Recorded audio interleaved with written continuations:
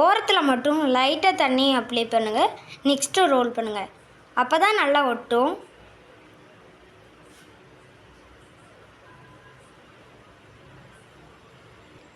இந்த மாதிரி சின்ன சின்ன பீசஸாக கட் பண்ணிக்கோங்க. கட் பண்ணி எடுத்துக்கோங்க.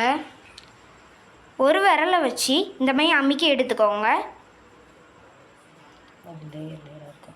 இந்த மாதிரி லேயர்னால் இப்படி எல்லாத்தையும் ரெடி பண்ணிக்கோங்க. அடுப்பில் ஒரு கடாய் வச்சுக்கோங்க. இப்போ எண்ணெய் ஊற்றிக்கோங்க. அதில் எண்ணெய் நல்லா சூடேறணும்.